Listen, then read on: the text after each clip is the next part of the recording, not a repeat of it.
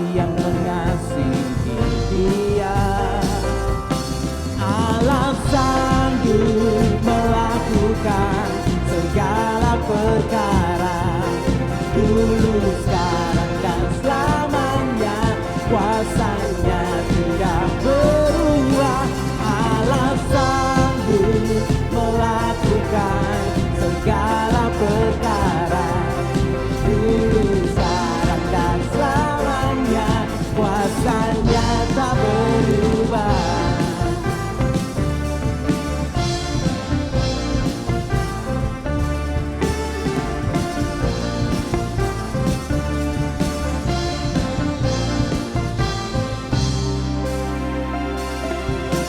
Apa yang tak pernah dilihat mata, yang tak pernah didengar telinga, yang tak pernah timbul di dalam hati, semua disediakan bagi yang mengasihi Dia. Allah sanggup melakukan segala perkara, dulu, sekarang, dan selamanya. Kuasanya tidak berubah. Allah sanggup melakukan segala perkara, dulu, sekarang, dan selamanya. Kuasanya tak berubah.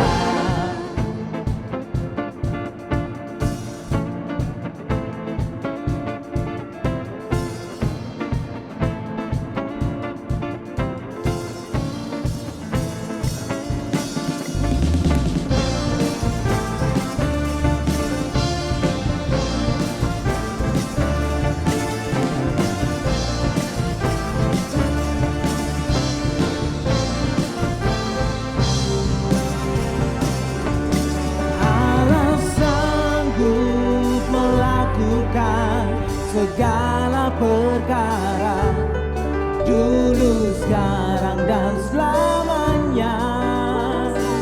Tidak berubah. Allah sanggup melakukan segala perkara, dulu, sekarang, dan selamanya. Kuasanya tak berubah. Allah sanggup melakukan segala perkara, dulu, sekarang, dan selamanya. Tidak berubah. Allah sanggup melakukan segala perkara, dulu, sekarang, dan selamanya. Kuasanya tak berubah, dulu, sekarang, dan selamanya. Kuasanya tak berubah.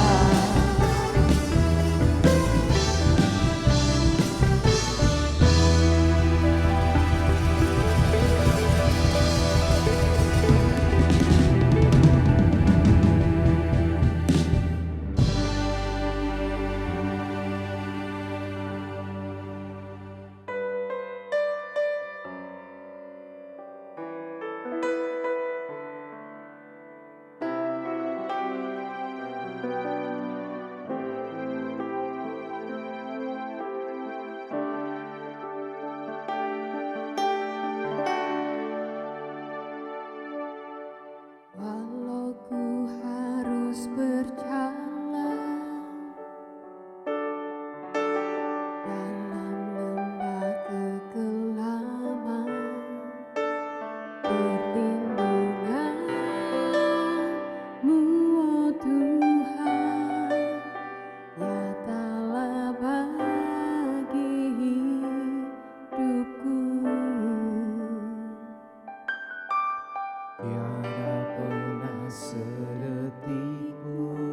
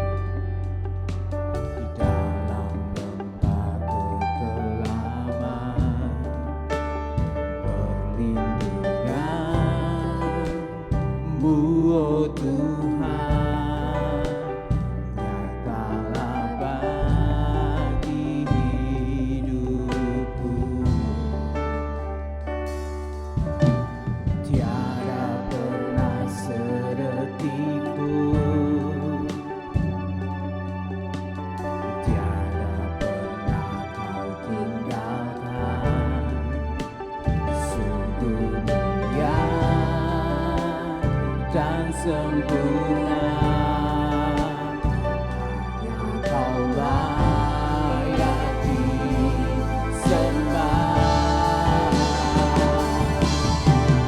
Yesus, Engkau juru selamatku, dalam janji-Mu kemenanganku. Selamanya kan ku nyatakan besar setiamu Tuhan di hidupku.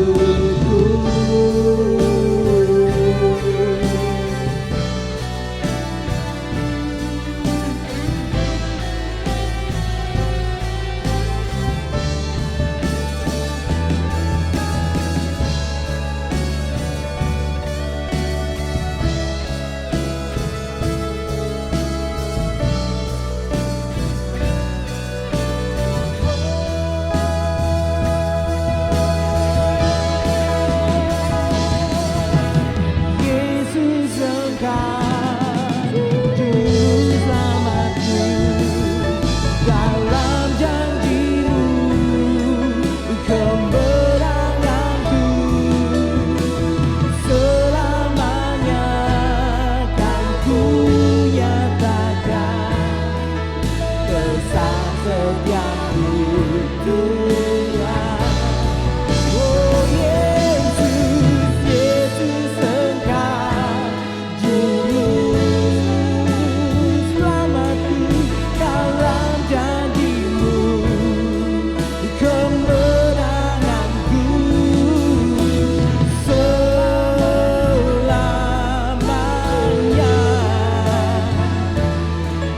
besar setiamu Tuhan, besar setiamu, besar setiamu, besar setiamu Tuhan di hidupku.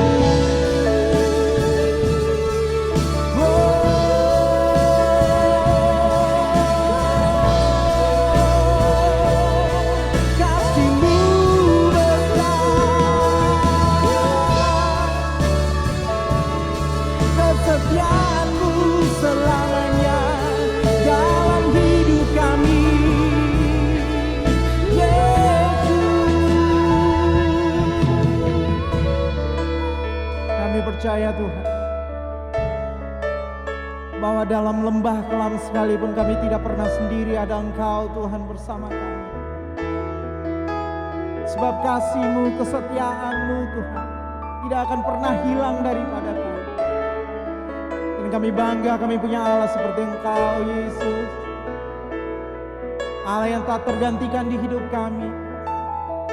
Kasih-Mu besar, kasih-Mu besar di hidup kami Tuhan, dan kami bersyukur Engkau baik. Yes, Lord. Engkau baik, Engkau baik Tuhan. Oh,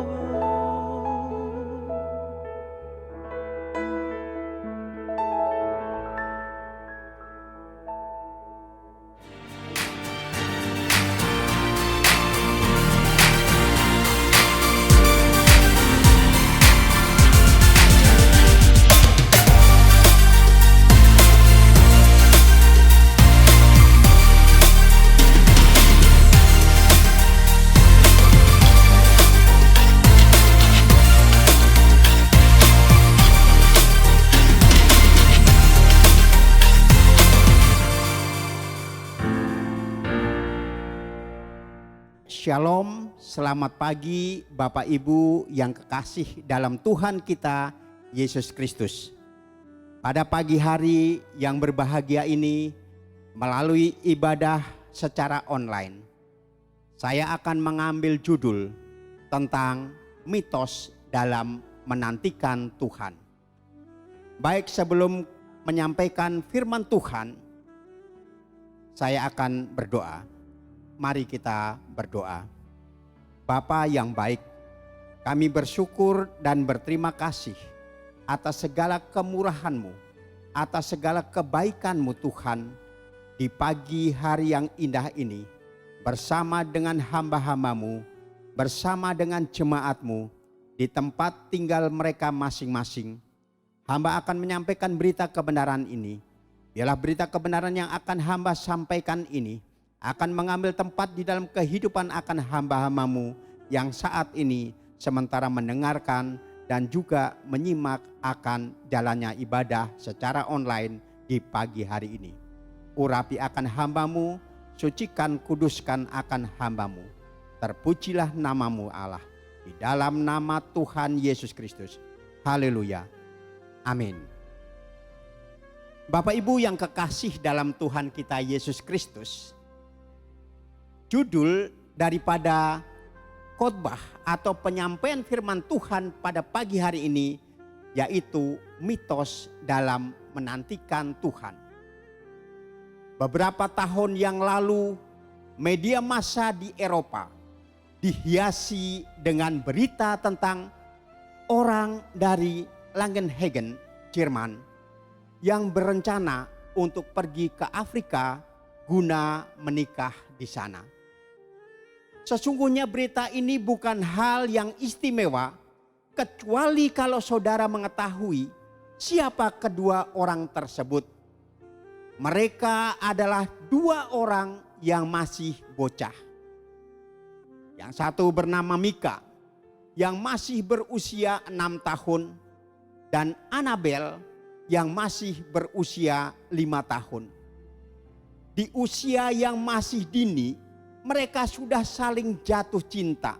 Mereka sudah saling jatuh hati satu sama lain dan berpikir untuk menikah di Afrika. Mereka mengajak kakak dari Anabel yang bernama Annalena yang berusia 7 tahun untuk menjadi saksi dari pernikahan mereka. Di satu pagi hari, sementara orang tua mereka masih tidur, ketiga bocah ini dengan membawa koper yang berisi boneka dan beberapa barang milik mereka menuju ke stasiun kereta api untuk pergi ke bandara Hannover guna melakukan perjalanan ke Afrika.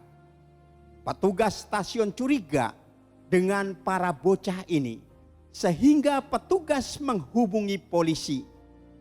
Petugas kepolisian bertanya, apa yang sedang mereka lakukan?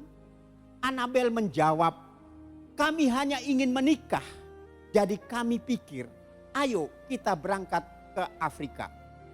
Para petugas kepolisian menghibur anak-anak itu dengan mengajak mereka melakukan tur, melihat-lihat isi kantor polisi, sampai para orang tua mereka datang menjemput ketiga anak tersebut. Walaupun rencana mereka untuk sementara tertunda, namun mereka tetap dapat melaksanakan rencana mereka di kemudian hari. Artinya, semuanya ada waktunya. Sebelum waktu itu tiba, hendaknya orang bersabar dalam menanti. Hal yang sama dengan kehidupan kita dalam kaitan rencana dan penggenapan janji Tuhan. Semua ada waktunya. Sebelum waktu penggenapan dari janji dan rencana Tuhan itu tiba, kita harus bersikap menanti. Masa penantian yang bagi sebagian besar orang terasa sebagai hal yang tidak nyaman. Di dalam masa-masa seperti itu, tidak jarang orang bertanya, di manakah Tuhan? Mengapa ia tidak segera bertindak untuk menjawab doaku? Mengapa ia berdiam diri saja dan tidak segera mengenapi janjinya? Pertanyaan-pertanyaan yang mengakibatkan timbulnya berbagai mitos dalam masa penantian kepada Tuhan. Sebagaimana lazimnya dengan mitos, apabila tidak memperoleh jawaban yang benar, mitos tersebut akan menjerumuskan orang pada tindakan yang keliru. Hal itulah yang pernah dialami oleh banyak orang, yaitu jika membangun rumah, maka balok nok tidak boleh terletak di ambang pintu. Jika hal ini dilakukan, maka akan terjadi kejadian-kejadian aneh di dalam rumah tersebut. Maksud saya, kita harus membebaskan diri dari mitos-mitos yang tidak benar, supaya dengan demikian sikap hati dan perilaku kita tidak dipengaruhi oleh mitos-mitos tersebut. Demikian halnya dengan mitos-mitos yang acap kali memenuhi pikiran orang ketika yang bersangkutan sedang menantikan Tuhan. Kita perlu melihat apa yang Alkitab katakan sebagai jawaban terhadap mitos-mitos tersebut. Sikap hati yang tepat ini akan memungkinkan kita untuk melewati masa penantian dengan hati yang ringan, serta kita tidak akan melangkah keluar dari rancangan Tuhan. Untuk mengenal sebagian dari mitos-mitos dalam masa penantian kepada Tuhan, serta memperoleh jawaban dalam Alkitab untuk menghapus semua mitos tadi, saya mengajak saudara untuk membaca di dalam Yesaya 64 ayat yang keempat. Yesaya pasal 64 ayat yang keempat yang demikian bunyi firman Tuhan. Tidak ada telinga yang mendengar dan tidak ada mata yang melihat. Seorang Allah yang bertindak bagi orang yang menanti-nantikan Dia. Hanya Engkau yang berbuat demikian. Perlu diketahui bahwa ayat ini merupakan bagian dari doa yang dipanjatkan oleh umat Tuhan dalam memohon agar Tuhan memulihkan keadaan mereka. Doa yang di dalamnya kita menemukan jawaban terhadap 3 mitos yang sering menyertai orang yang sedang berada di dalam penantian. Ketiga mitos tersebut adalah yang pertama, yaitu bahwa penantian menunjukkan Tuhan tidak memerdulikan kita. Ia telah mengabaikan umatnya, sehingga walaupun mereka telah berdoa, tetap saja Tuhan tidak kunjung mengabulkan permohonan umatnya. Pandangan seperti ini acap kali muncul di dalam hati orang di masa penantian. Sebagai akibat rasa putus asa akan menguasai hati mereka. Sama seperti kalau saudara sedang menghadapi kesukaran dan saudara mengirim pesan melalui WhatsApp kepada seorang teman dengan harapan bahwa ia akan menolong dirimu. Saudara mengirim pesan berkali-kali.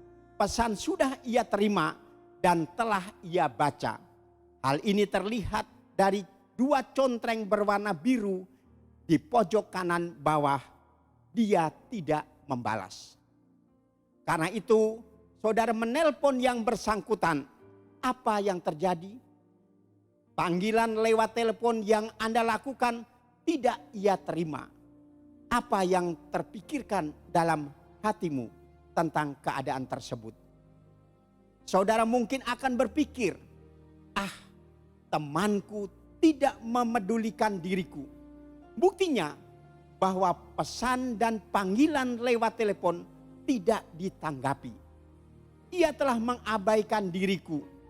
Di dalam situasi seperti itu, mungkin saudara akan berkata di dalam hati, tidak ada gunanya bagi diriku untuk memiliki teman seperti ini. Lain kali aku tidak akan meminta tolong kepadanya. Bukankah pandangan seperti itu juga acap kali menguasai hati kita di saat penantian? Khususnya bila waktu penantian terhadap Tuhan tersebut bersifat panjang. Kita beranggapan bahwa Tuhan tidak lagi memedulikan kita.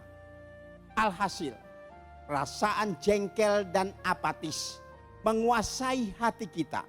kita berkata, tidak ada gunanya bagi diriku untuk berdoa kepada Tuhan. Toh Dia tidak memedulikan aku. Pernahkah saudara berpikir seperti itu? Atau apakah saudara sedang berada di dalam situasi yang seperti itu? Mari kita baca kembali di dalam Yesaya pasal 64 ayat 4. Tidak ada telinga yang mendengar dan tidak ada mata yang melihat. Seorang Allah yang bertindak bagi orang yang menanti-nantikan Dia. Hanya Engkau yang berbuat demikian. Perhatikan di situ. Ditulis bahwa Allah bertindak bagi orang yang menanti-nantikan Dia. Artinya, sesungguhnya Tuhan tidak pernah tinggal diam. Ia bukan pribadi yang bagaikan seorang yang telah usur. Matanya sudah rabun, sudah tidak melihat dengan jelas. Telinganya sudah tidak mendengar lagi. Dan pikirannya sudah berkurang. Bukan seperti itu. Tuhan selalu mengingat dan mempedulikan kita, umatnya. Itu sebabnya di dalam Yesaya pasal 45 ayat 15 dan 16. Tuhan berkata kepada umatnya, demikian. Dapatkah seorang perempuan melupakan bayinya sehingga ia tidak menyayangi anak dari kandungannya? Sekalipun dia melupakannya, aku tidak akan melupakan engkau. Lihat, aku telah melukiskan engkau di telapak tanganku, tembok-tembokmu tetap di ruang mataku. Dengar baik-baik, Tuhan tidak akan pernah mengabaikan dirimu seperti seorang ibu yang tidak akan pernah melupakan anaknya. Tuhan berkata bahwa wajah kita Ia lukiskan di telapak tangannya dan selalu terbayang-bayang di ruang matanya. Sebagai ilustrasi, ada seekor burung kecil yang hidup di sarang. Burung ini selalu mencicit, dia berteriak. Tetapi pada saat dia mencicit kelaparan, dia teriak. Induknya datang membawa makanan. Induknya membawa makanan baik itu pagi, baik itu siang maupun malam. Makanan selalu tersedia bagi anak burung ini. Kalau induk daripada anak burung ini tidak pernah melupakan anak-anaknya, demikian juga tidak mungkin Allah melupakan kita. Sementara kita menantikan Dia, sesungguhnya Dia tidak pernah berdiam diri dan mengabaikan kita. Sementara kita menantikan Dia, sesungguhnya Dia sedang bertindak bagi umatnya. Dengar saudara-saudara, Tuhan selalu memedulikan dirimu. Ia tidak pernah melupakan dirimu. Kalau saudara percaya akan hal tersebut, nyatakanlah imanmu itu pada kolom komen di YouTube channel yang sedang saudara ikuti ini dengan menulis kalimat, Tuhan selalu peduli. Ia tidak akan pernah melupakan diriku. Atau kalimat lain yang mengungkapkan imanmu tentang kesetiaannya. Lebih lanjut, mitos yang kedua dalam masa penantian adalah bahwa penantian merupakan suatu kesia-siaan. Suatu kesia-siaan sama seperti kalau saudara sedang mengemudikan mobil di jalan tol dan saudara terjebak di dalam kemacetan. Saudara ingin keluar dari jalan tol juga tidak bisa karena pintu keluar masih berkilo-kilometer di hadapan saudara. Tidak ada yang lain yang dapat saudara lakukan kecuali hanya duduk menunggu di dalam mobil tanpa dapat berbuat apapun juga. Di dalam situasi seperti itu dapat diperkirakan hatimu akan merasa sangat kesal. Karena penantian di tengah kemacetan yang belum jelas kapan akan mencair, itu terasa seperti membuang-buang waktu saja. Suatu penantian dalam kesia-siaan. Perasaan yang sama dapat terjadi ketika orang berada di dalam penantian kepada Tuhan. Yang bersangkutan merasa terjebak di dalam kemacetan dan tidak mampu berbuat apapun juga. Waktu berlalu dengan perlahan. Jarum jam terasa bergerak dengan lambat. Dan penantian bagaikan pemborosan atas waktu secara sia-sia. Benarkah mitos ini? Jelas tidak. Sebab seperti yang ditulis di dalam Yesaya pasal 64 ayat 4 tadi. Tuhan adalah seorang Allah yang bertindak bagi orang yang menanti-nantikan Dia. Artinya di dalam masa penantian tersebut sesungguhnya Tuhan tidak berdiam diri namun terus bekerja. Apa yang Ia kerjakan? Saya sebutkan dua saja dari antara sekian banyak yang Ia lakukan di dalam diri kita di masa penantian. Yang pertama, Ia mengajar kita untuk mencari kehendak-Nya. Sebab Ia hanya akan bertindak sesuai dengan rencana atau kehendak-Nya. Seberapapun lama kita menanti, kalau yang kita nantikan tidak sesuai dengan kehendak-Nya, Ia tidak akan pernah mengabulkan penantian kita tersebut. Ingat, kehendak Tuhan selalu yang terbaik. Karena itu, ayat firman Tuhan di dalam pertama Yohanes pasal 5 ayat 14 tentang bahwasanya Tuhan akan mengabulkan doa kita jikalau kita meminta sesuatu kepadanya menurut kehendak-Nya. Berarti di dalam masa penantian tersebut Allah memurnikan tujuan dan motivasi dari kehidupan kita agar sesuai dengan kehendak-Nya. Yang kedua, di dalam masa penantian Ia bekerja untuk menyiapkan yang terbaik bagi hidup kita. Yang terbaik ini dapat menyangkut tentang karier kita, pasangan hidup kita, dan berbagai hal lain dari hari esok yang ingin kita capai. Sebagai ilustrasi, saya dulu pernah sebagai PNS, saya mengikuti tes kompetensi untuk menduduki pejabat eselon 2 atau sebagai kepala dinas atau kepala bagian. Saya mencoba untuk melakukan tes tersebut. Berkas-berkas saya sudah lengkapi dan tiba saatnya kami melakukan tes. Pada tanggal 16 April 2017, sebuah surat kabar yang terbit, yang terkenal di kota ini, di kota Kupang, surat kabar Pos Kupang menayangkan bahwa nama saya tercantum di dalamnya sebagai orang yang layak untuk menduduki jabatan eselon 2. Namun setelah pelantikan, nama saya tidak disebut, nama saya tidak ada di situ. Saya sadar bahwa saya tidak perlu menyesal dengan jawaban Tuhan yang berbunyi tidak. Karena Allah memiliki panggilan yang lain untuk diri saya. Setelah saya pensiun, saya dipakai Tuhan untuk melayani Dia secara sepenuh waktu di dalam pelayanan penggembalaan jemaat di dalam gereja.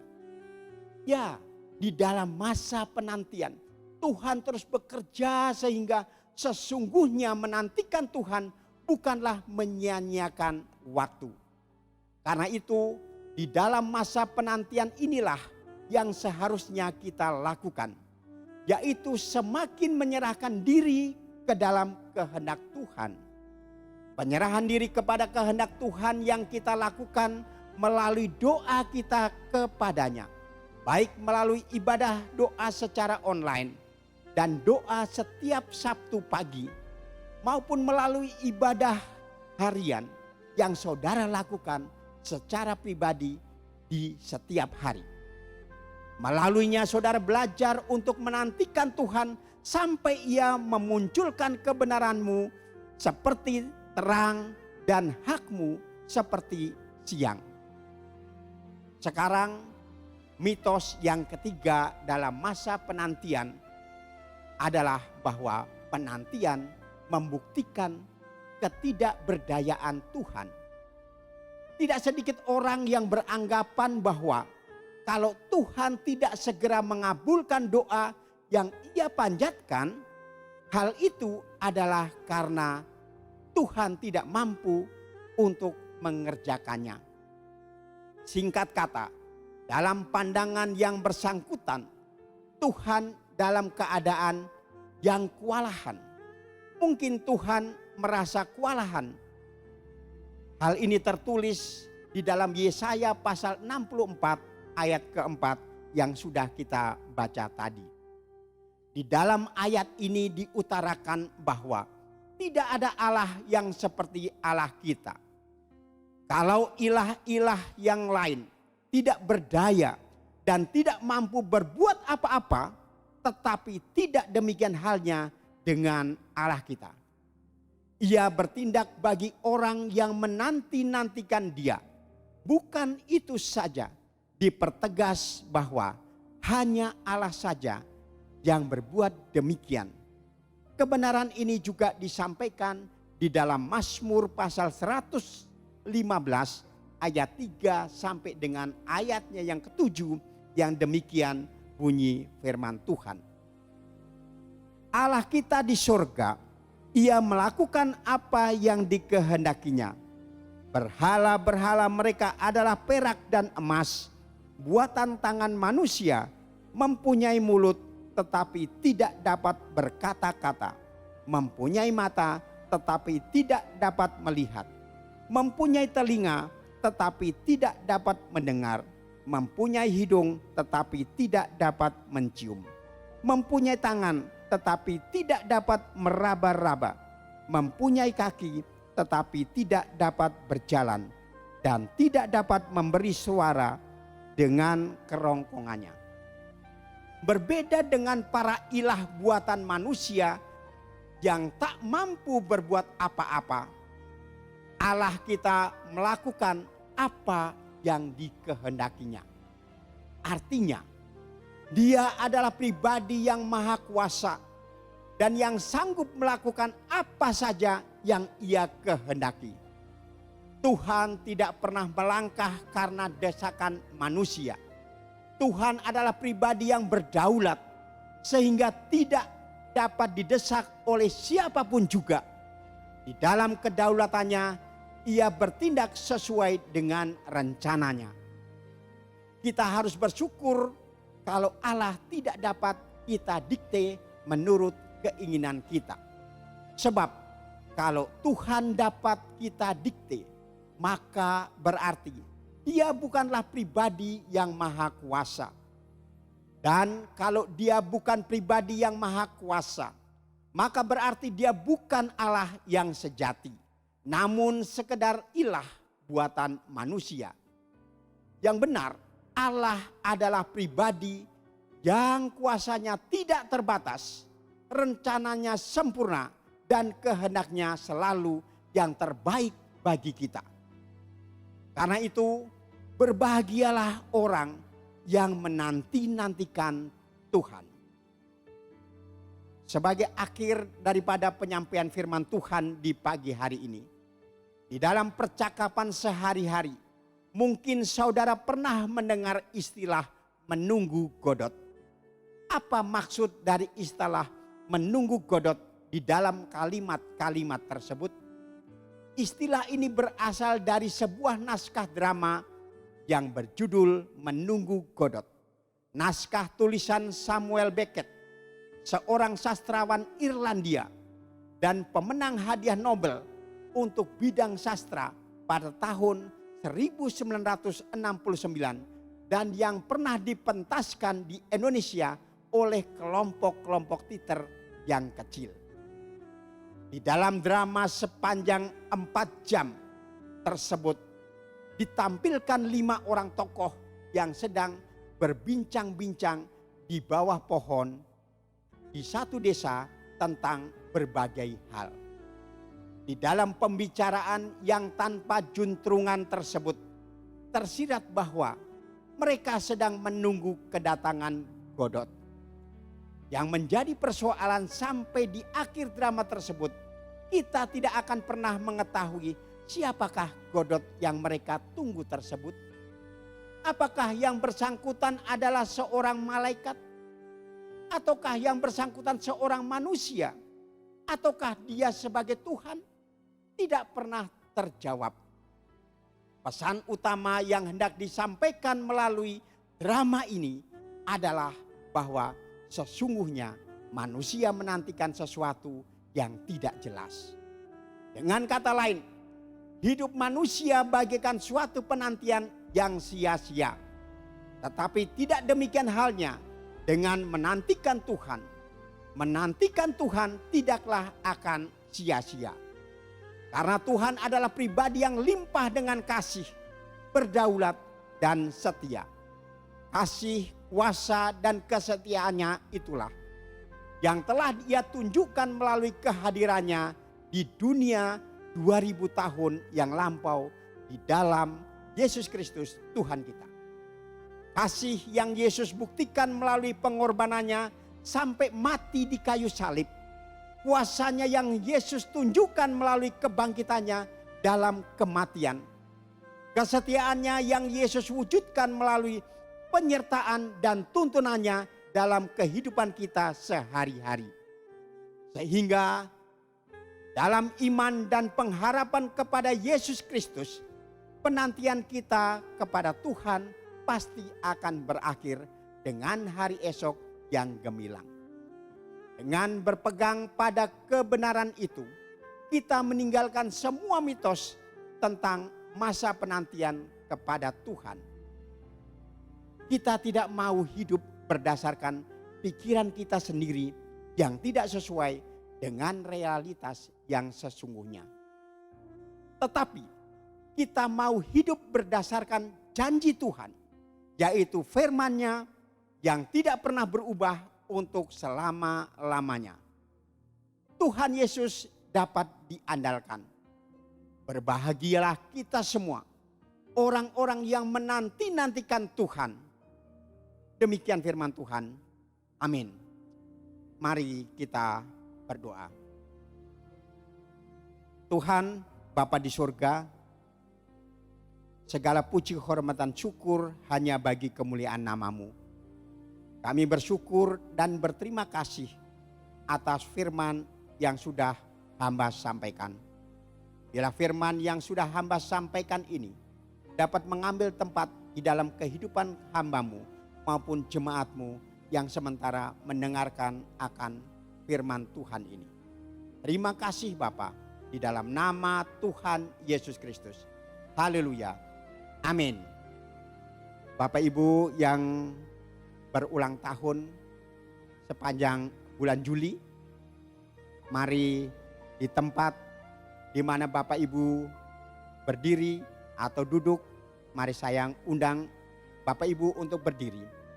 Bagi yang berulang tahun, kami akan berdoa sekaligus saya akan mengakhiri dengan doa berkat. Mari kita berdoa. Terima kasih Bapa, terima kasih Tuhan Yesus, terima kasih Roh Kudus. Engkau baik, Engkau sangat baik Tuhan. Engkau melihat akan tangan-tangan yang terangkat. Hamba-hamba-Mu yang menemui akan hari ulang tahun dari tanggal 1 sampai dengan tanggal 31 Juli ini Tuhan. Berkat yang luar biasa mereka telah terima. Terima kasih Bapa, kami sebagai saudara bersaudara, kami tidak mampu menambahkan satu usia bagi saudara-saudara kami yang berulang tahun pada bulan Juli ini.